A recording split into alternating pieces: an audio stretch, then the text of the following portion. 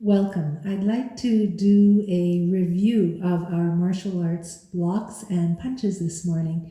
And it's important to pay attention to how we're doing the blocks and the punches so that we can protect the joints in the arms.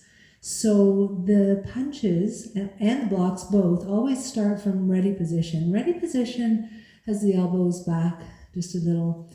The palms are up and we have a fist. And the thumb is on the outside of the fist, right? Not inside, but on the outside of the fist. So from ready position, we have a front punch directly out in front, and we spiral the arm bone around and then return back to ready. So play with that a little bit, the out and the in, the spiral and the return, punch out and return.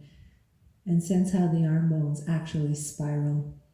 The punch is kept, the arm is kept just below the shoulder level, yeah? So we're not up here, but the arm has some relaxation in it as well. So at about heart level is where we punch. So the other thing to be mindful of when we're punching is that we don't want to overextend the elbow. So if I punch out, I want my muscles to actually stop the arm before we overextend. So I could fully open the elbow that far. That's too much, right? That's where we could injure ourselves. So we want to actually just bring it in a little and stop. There's even a slight bend in the arm because we want the muscles to stop it right there.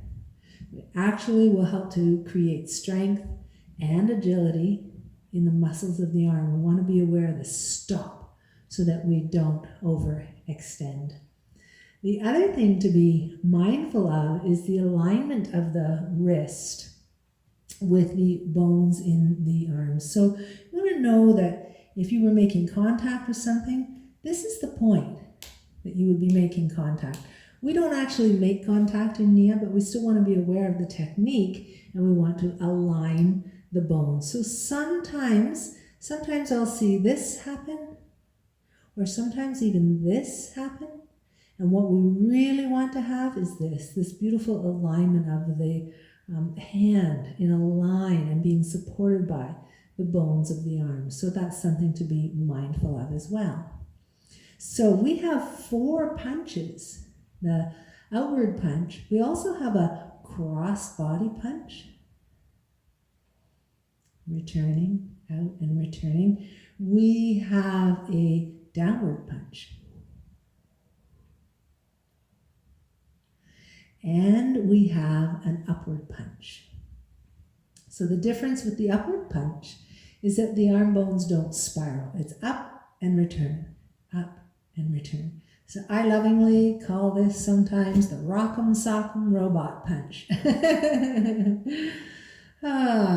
The blocks, there are 4 blocks as well. They also start from ready position. The outward block, we want to be mindful of where we stop the block. So the forearm is at the most vertical. We don't want to overextend here. If I do this, it's an overextension, and that's where I may damage the elbow. So I want to bring it vertical and no further.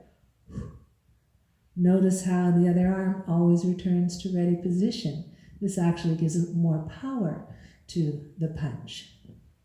Now in Nia, of course, we have the option to adjust our movements. So if you wanted to, you don't have to go all the way out. You might do the outward block. You might choose to do the outward block this way. You know, as long as you're doing it consciously because it feels better in your body, then this is certainly acceptable in our movement classes. Inward block, across the body, return.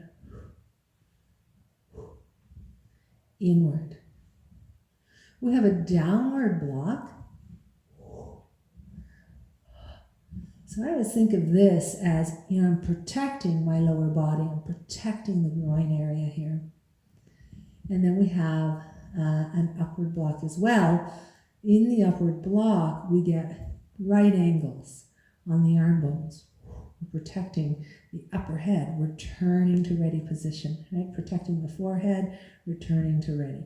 Now again, if your body is more comfortable with blocking up, this would be like a level 1 outward block, so we have those options in there. We can listen to the body. We don't have to go all the way. If it's more comfortable to bring it in here, you can certainly do that.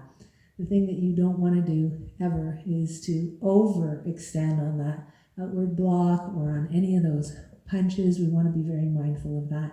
So always following your body's way, but it's really good to understand and practice the technique of the blocks and the punches. They help to bring a lot of precision into your movement and to develop strength in the arms as well as agility. So it's a lovely part of our practice that brings a very powerful movement into the body. Thank you for joining me for this little mini workshop on blocks and punches.